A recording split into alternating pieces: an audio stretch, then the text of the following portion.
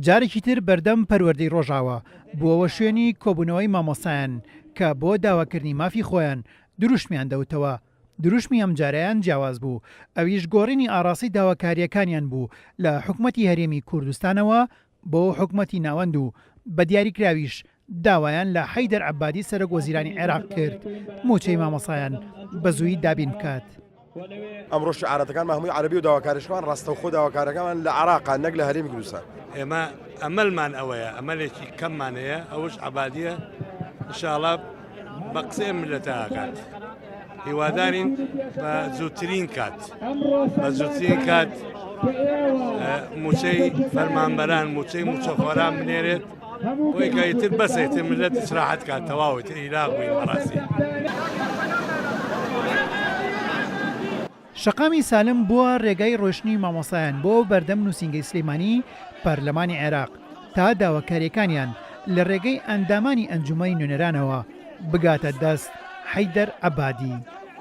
داواکارین لە حکومەتی فیدراڵی عێراقی هەرچی زووە بە تەنگ ژیان و گوزەرانی مامۆسایان و فەرمانبەرانەوە بێت، ڕێگر بێ لە بەردەم پەکەوتنی تەواوەتی کەرتی پەروەردە و سێکتەرە خزمەت گوزاریەکان و موچەکانمان بۆ خەرج کات بە میکانیزمێکی گونجاو.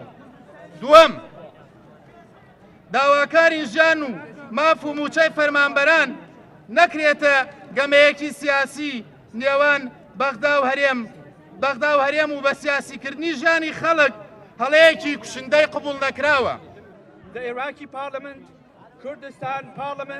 نوێنەرانی کورد لە ئەنجومەی نوێنەرانی عێراق یادەشتی مامۆسایانیان وەرگرت و ڕایانگەیاند ئەوان بەردەوام بوون لە گەیاندنی دەنگی مامۆسایان و موچە خۆرانی هەرێمی کوردستان تا حکومەتی عێراق بە زوویی موچە بنێرێت.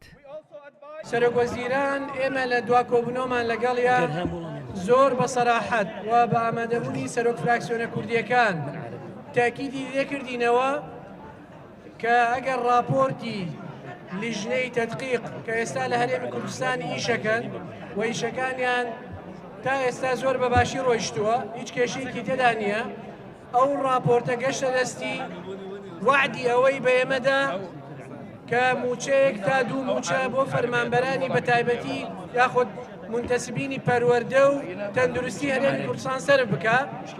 ئێمە لێرەوە و لە حوزوری ئێوەیە تاکیدی لێکەینەوە و لە کۆبنەوە فەرمیەکانی شاچۆن داوامان لێ کردووە کە کێشەی موچەی بە تایبەتی ئەم دوو وزارەتە سەرف بکە لەبەرەوەی گەورەترین موچە لە فەرمانبەرە مەدەنیەکانی هەرێمی کوردستان لەم دوو وزارەتایە. مامۆسان و فەرمانبەرانی حکومەتی هەرێمی کوردستان لە ئێستادا لە چاوەڕوانی یەکلابوونەوەی موچەکانیاندان و داوا لە هەردوو حکومەت دەکەن کێشە سیاسیەکانیان وەلا بنێن و بیر لە بەرژەوەندی موچەخۆران بکەنەوە کە لە باروگوزارانێکی خراپدا ژیان دەگوزارێنن. هێمن قادر، کورسات نیوز، سلەیمانی.